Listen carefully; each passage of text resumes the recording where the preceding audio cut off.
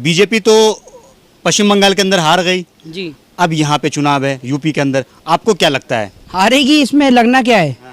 लगना क्या है? मिर्ची लग गई होगी इसी बात से देश के अंधभक्तों को। हार गई बीजेपी, हारेगी क्या? हार गई। जैसे बंगाल में हार गई वैसे समझो यूपी में भी हार गई। मतलब पार्टी हराएगी या किसान हराएंगे? देश के किसान हराएंगे, समझ रहे हैं। और उसके बाद अभी जैसे देश का किसान यहाँ बैठा हुआ है ना, वही हालत देश की सरकार की होगी इस देश के अंदर।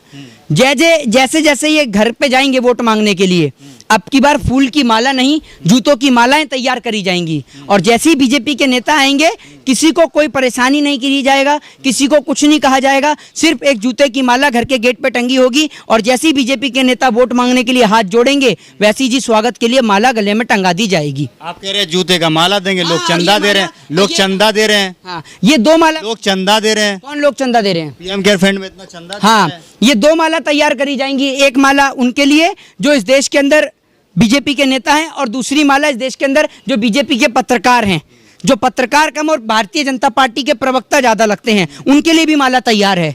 आपके लिए मंगवाऊं क्या? नहीं, आपको क्या लग रहा है? क्या मतलब आपसे सवाल पूछे तो हम बीजेपी के पत्रकार हो गए? नहीं नहीं, हम सवाल पूछे तो बीजेपी के पत्रकार हो गए। अरे भैया, आप सवाल का जवाब सुनिए।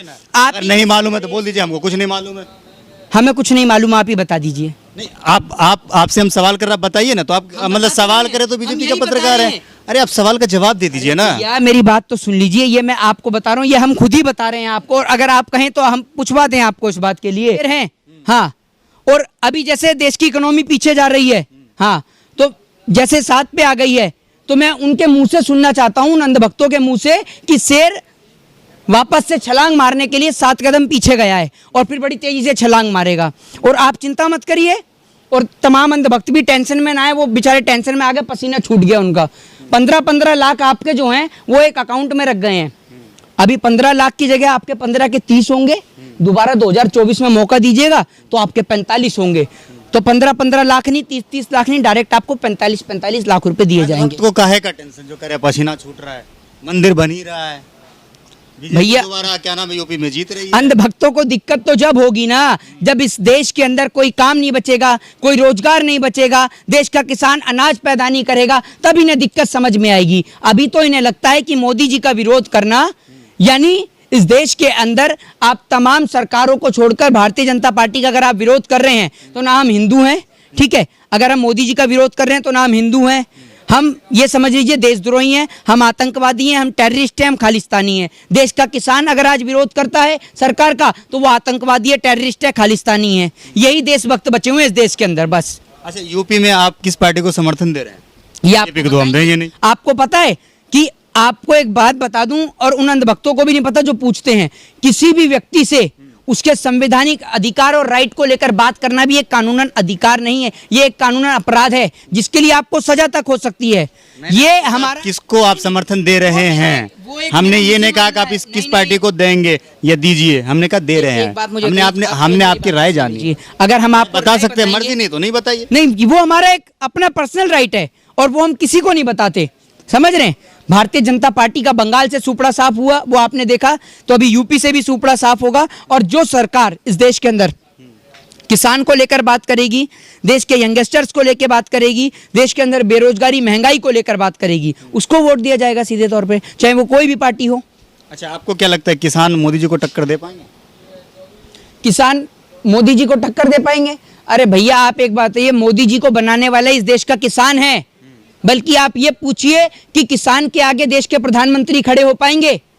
देश के प्रधानमंत्री जी के पास इतनी पावर नहीं है कि देश के किसान से आंख मिलाकर बात कर सकें, वरना आइए रामलीला मैदान में।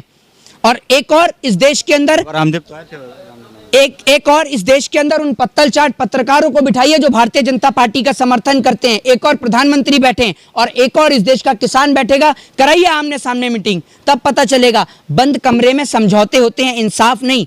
अगर आपको न्याय करना है, देश के किसान से बात करनी है, तो आइए रामलीला मैदान पूरा खाली पड़ा है, देश का किसान से बात करें। इस देश के प्रधानमंत्री आमने सामने क्यों नहीं करते बात? देश के किसान से करें आमने सामने बात। प्रधानमंत्री को तो बंगाल से बांग्लादेश घूमने की फुर्सत हो तब वो यहाँ पर आए, यूपी चुनाव पे मीटिंग कर रहे हैं। बाबा रामदेव जो कल तक इस देश के अंदर डॉक्टरों को उल्टा सीधा बोल रहे थे, कल आपने देखा योगा दिवस के अवसर पर सब कुछ भूल गई इस देश की जनता कि उन्होंने डॉक्टरों को क्या कहा था, डॉक्टरों ने उनके ऊपर केस दर्ज किया था, और सारे चैनल जो उनकी बुराइयां कर रहे थे कल बाबा रामदेव को दिखा रहे योगा करते हुए।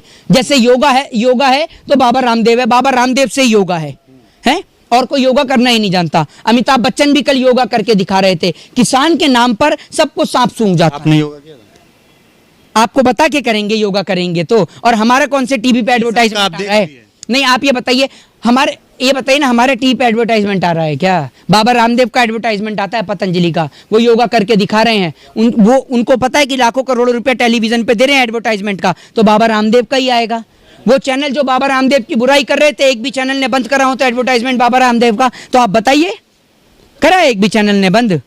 अच्छा, बाबा रामदेव से आपको कोई जाति दुश्मनी है क्या? जब देखो बाबा रामदेव को आप टारगेट करते रहते हैं। बाबा रामदेव की देश के डॉक्टर से कोई जाति दुश्मनी है?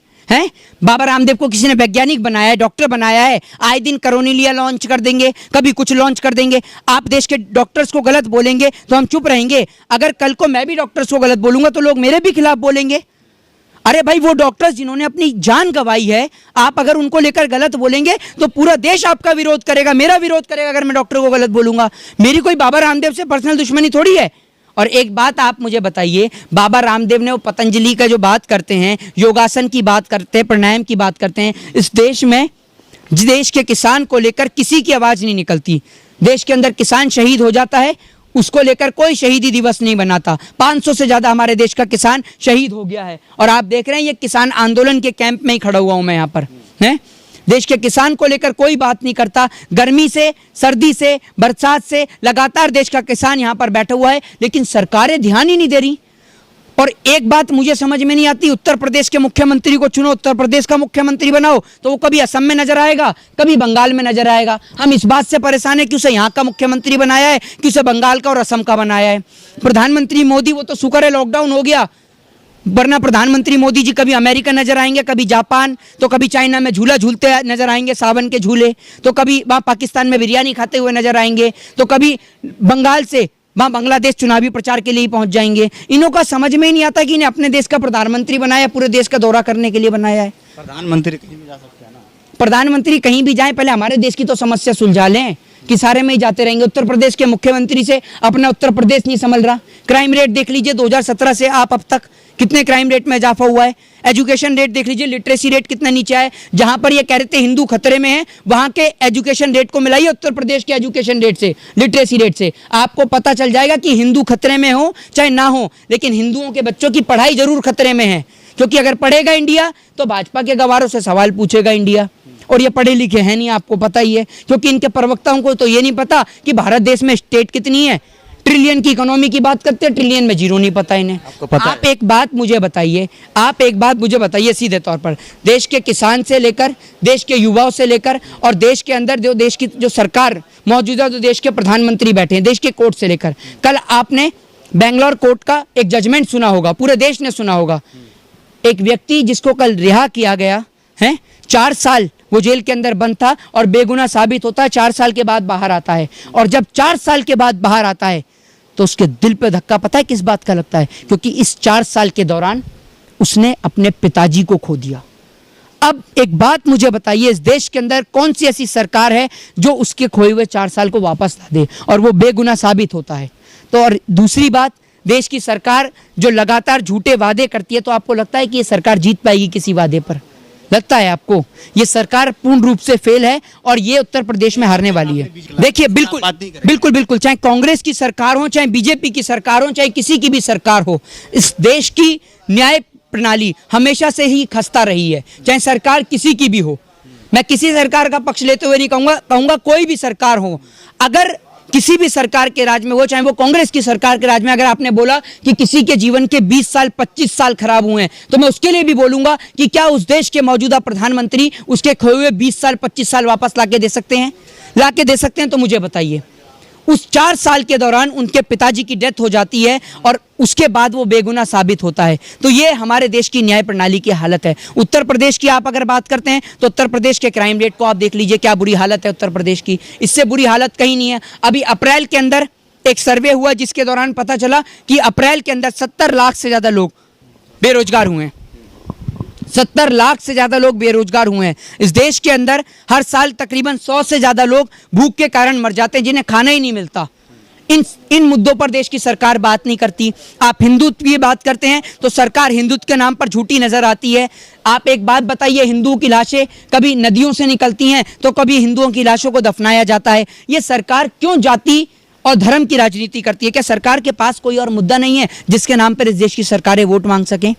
क्या इस देश के अंदर शिक्षा कोई मुद्दा नहीं है? क्या इस देश के अंदर किसान कोई मुद्दा नहीं है? क्या इस देश के अंदर बेरोजगारी कोई मुद्दा नहीं है, जो सरकारों को लगातार बात करनी पड़ती है इस देश के अंदर जाति, धर्म और मजहब की?